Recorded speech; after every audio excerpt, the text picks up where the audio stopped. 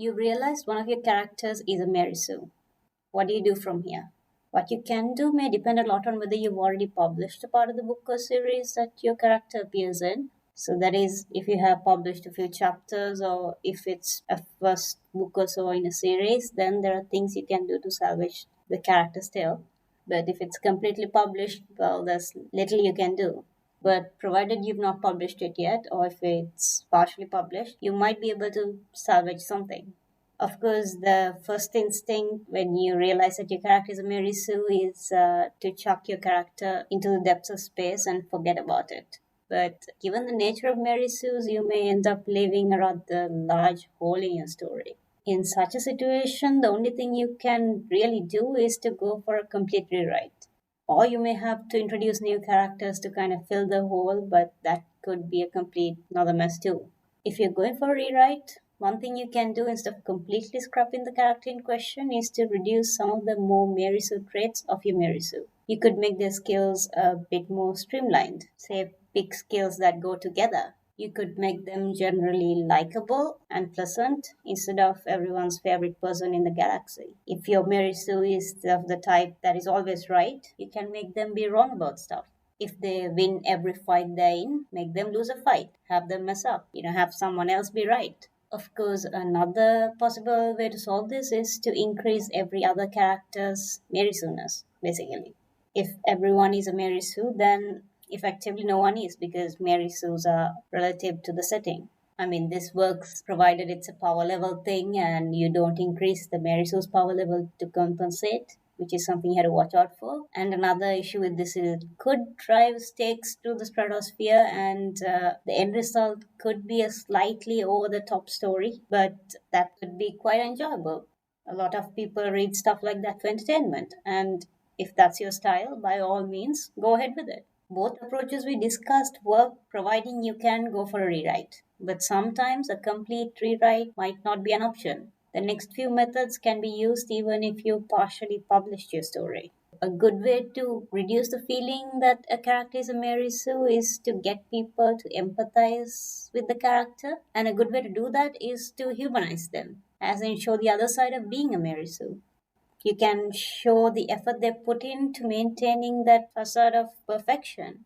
Do they sacrifice anything for it? What do they sacrifice? For example, if your character is the type that is loved by everyone, you could deal with the struggles of maybe feeling like a doormat, or the feeling that they don't have an identity because they're pleasing everyone, or feelings of being used, perhaps. Or if your character is insanely talented, you could show the effort they put into maintaining the skills, or the paralyzing fear of making a mistake or being caught making a mistake. You could show the lengths they go to prevent that happening. Show them dealing with the stress of having to be the best at everything because people expect them to be. You could have them struggle between what's right and what will make people like them. Sure, there will be people who kind of take this the wrong way and find it off putting, especially if your story is partially published and they've already pegged your character as a Mary-sue, and they may interpret it as the Mary-sue begging for sympathy.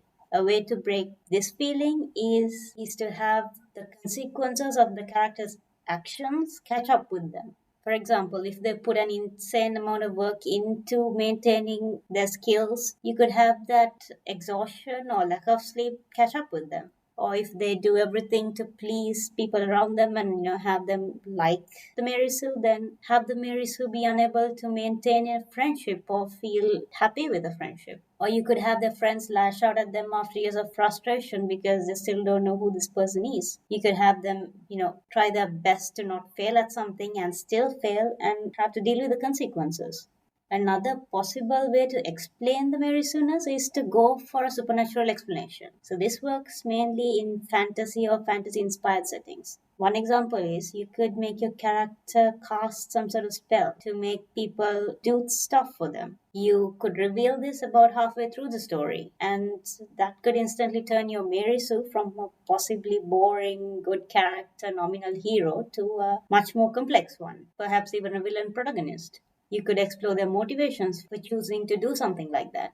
Another explanation you can use to explain away a Mary-sue essentially is to show that they're actively faking perfection for some reason. For example, if they're in a position of power, they could potentially pay people to do stuff under their name, like, say, write stuff or maybe produce various works of art. Or maybe they could pay institutions to qualify them for stuff that they're not actually qualified in. Or they could take credit for stuff that they didn't actually do. Or they could hire people to do it for them and take the credit. You could explore someone's reasons for doing that in order to add some sort of depth to the character. So the first thing to consider would be, is the Mary-sue doing it themselves, or is someone else or the establishment making them do it in order to make the Mary-sue a good future figurehead, for example, of some other ulterior motive? Or is someone doing it on their behalf because of a perceived danger, say an evil uncle in the wings? That's a pretty standard trope. And if they're doing that, then why is that the case? Why isn't the Mary-sue stopping them? And can the Mary-sue stop them? So those are some of the ways that I could think of to solve this issue off the top of my head. But these are not the only ways to, fix a Mary-sue, period. So basically, the way to fix a Mary-sue essentially is to bring them down to the level of the other characters. Like, you don't want to suggest that the Mary-sue has a direct line to the author's head, or that the universe is giving them some sort of special treatment. Just make it look like they could actually exist in that setting and they could be a real person. And anyway, if your audience, that is either your beta readers or your actual readers, if you publish the story halfway, are actually okay with your Mary-sue, if they actually like the Mary-sue, then you don't actually have to change a thing.